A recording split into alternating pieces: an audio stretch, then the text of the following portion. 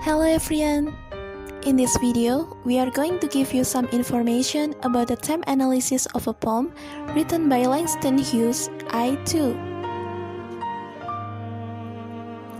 This video is made by Group 4, and these are our members' names and student ID numbers. Before we dive into the analysis, let's get to know a bit more about the author, Langston Hughes.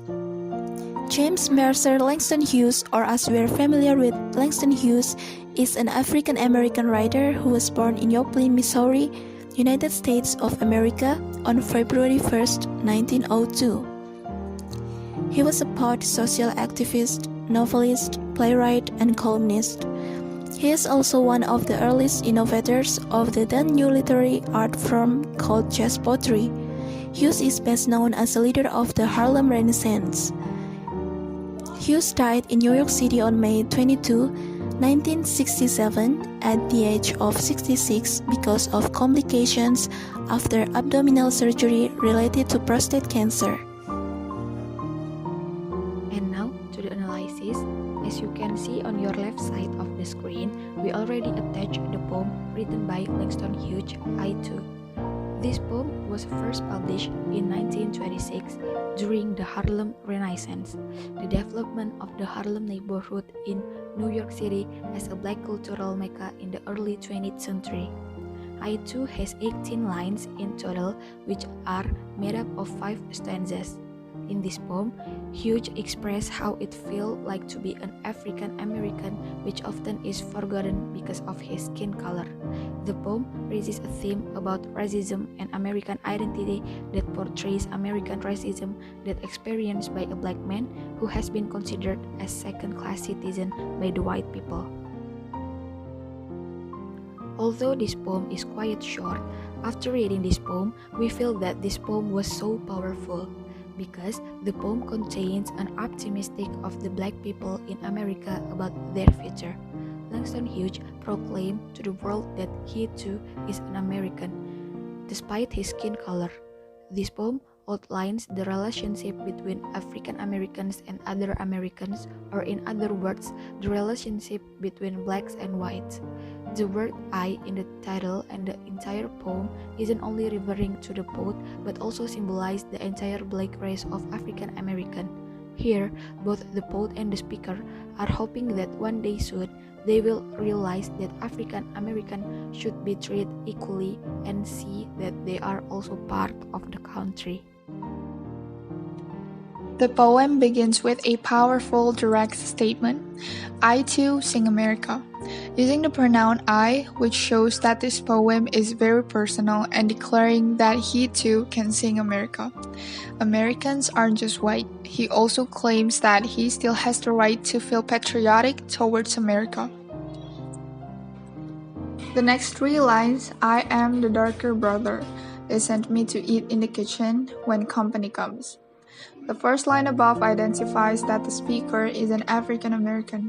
The next 2 lines show the separation and discrimination towards African Americans. They were forced to live, work, eat, and travel separately. Even they are not allowed to use the same entrance, exit, bathroom, or the same room for meals. When company comes over, they, white people, force their black brothers to hide away in the kitchen to eat by themselves. The blacks were segregated from enjoying the opportunities that America had to offer. They had few civil or legal rights, were often victims of racial violence, and faced economic marginalization. These lines remind us of the common practice of racial segregation in the early 20th century when African Americans people faced discrimination in almost every aspect of their lives. But I laugh and eat well and grow strong. From these lines, we can conclude that he refuses to be down. It shows that they are growing stronger together, knowing that they will be equal sooner or later. He shows that he is so positive about what happens to him. He is still happy, he is still healthy, and he is still able to grow, both physically and mentally. Tomorrow I will be at the table. When company comes, nobody will dare say to me, eat in the kitchen.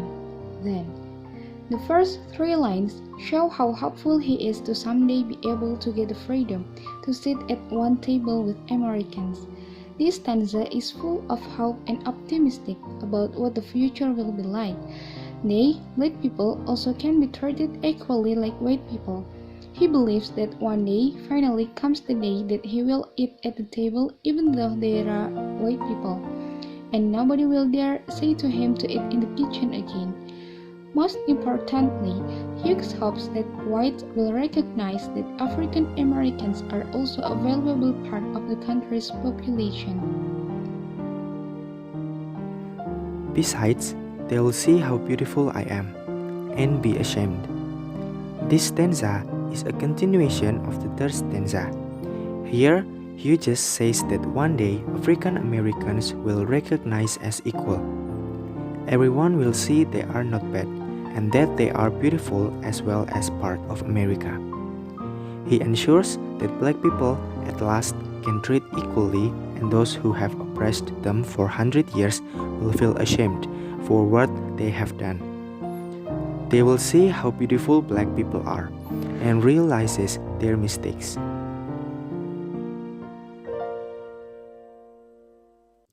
And the last stanza, I too am America.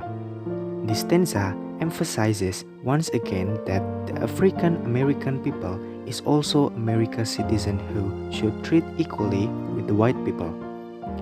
Hughes ends the poem with a metaphor that has a very powerful result.